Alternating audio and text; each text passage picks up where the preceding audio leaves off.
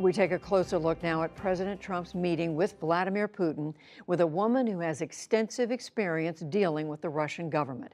Madeleine Albright served as U.S. Secretary of State during the Clinton administration. Her latest book, Fascism, A Warning, is on the New York Times bestseller list.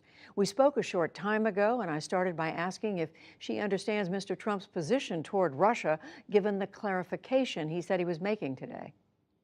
No, I'm definitely not clear, because I think that he tried to explain that this was just leaving out an N apostrophe T, but I think basically it's unclear about how he believes, how he feels about Russia, period, in terms of how to deal with them, how he distinguishes the fact that the NATO allies are foes, and that Trump believes, I think, that Russia is his friend and only cares about collusion because he's so uncertain about his own victory. Well, on the question of collusion, and there's no proof that there was yet, but we know the intelligence community has concluded that Russians interfered. The president also said today he now has full faith and support in U.S. intelligence agencies after casting doubt on their work.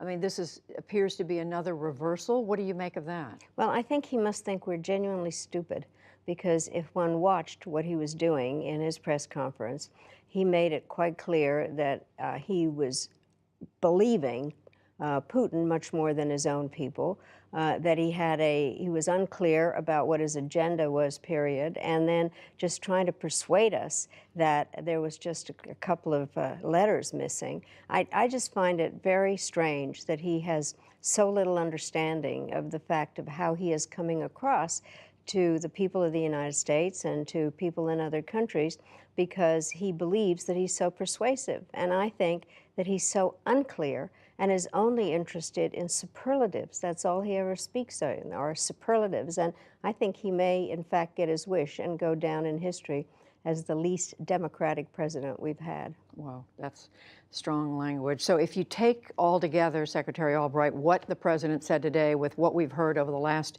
few days, the NATO meeting, the trip to Britain, the meetings with Theresa May, and then the meeting with Vladimir Putin, what does it add up to?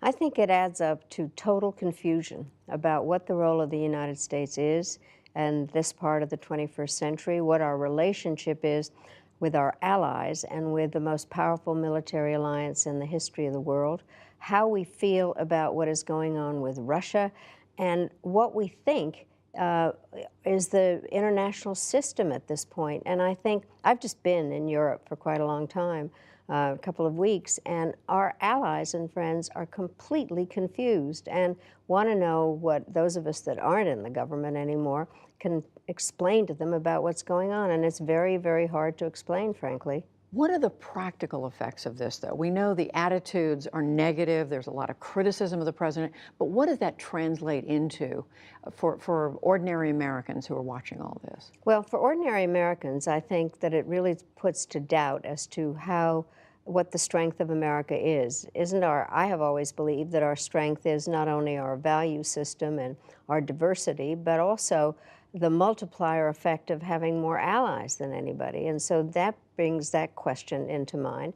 Then I also think that what it has done in terms of our allies, frankly, this super political president has forgotten that those countries also have political issues and that they have to try to explain why they are paying at all into an alliance, which it's unclear what America's role is. And so they're looking for other ways to have a defense system and how to operate. So I can tell you they're all trying to figure out what their next steps are. But the president is taking credit for getting them to put billions of dollars more into their own military, into their own defense.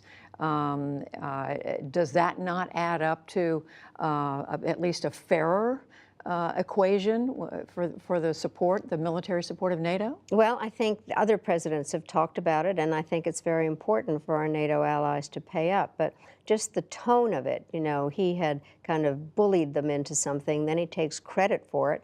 And later, President Macron of France kind of indicated that the mood was not exactly the way that Trump described it. So I think it's just put doubt in his words, and the fact that today he had to clarify one word just really underlines the fact that people don't know what he's saying and why he's saying it. Meanwhile, the Russian military leadership, the defense ministry there, is saying today that they are ready to, what they say, augment, improve contacts with the U.S. over cooperation with Syria, number one, and number two, extending the START strategic arms negotiations. Is it possible that those things could bear fruit, which would make all of this at least have some silver lining, something positive come out of it? Well, first of all, we don't really know what happened in that hour or 2 hours almost that the leaders met without anybody. But I hope that there are talks now about nuclear issues. That has been missing, and I think it's very important. And meanwhile, both countries are building up their nuclear arsenals when they should be trying to figure out how to control them. I do think also that Syria is one of the great tragedies, and if something can be done for humanitarian reasons and stability, I hope that is done.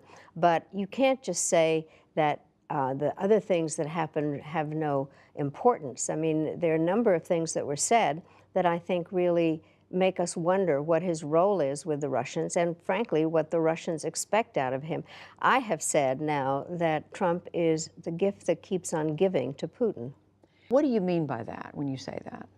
Well, I think that what I believe is that President Putin has a plan to separate us from our allies and to undermine democracy and to regain influence in the Middle East. And frankly, the way that President Trump deals with him is he is fulfilling some of President Putin's plans to divide us from our allies. And so we can't tell when they talk about, are they going to do more on nuclear or are they going to do more on Syria, what really lies behind that relationship of who is giving what to whom. President Putin is a KGB agent, and he's very smart, and he has played a weak hand well. And I believe that President Trump is playing into that plan, either on purpose or by accident.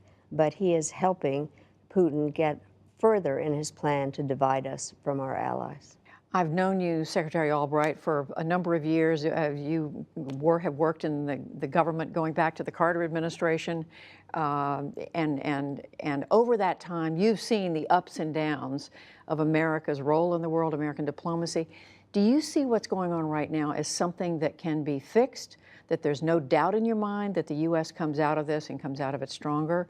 Or are you worried that lasting damage has been I am done? concerned about lasting damage. I do think that it's important for those of us that continue to have informal contacts, and the formal ones that members of Congress have, can show that America does in fact want to have some kind of a functioning international system.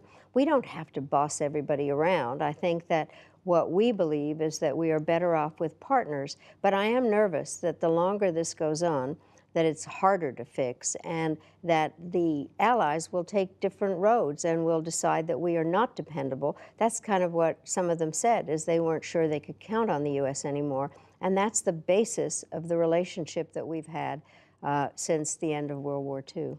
Former Secretary of State Madeleine Albright, we thank you. Thank you, Judy.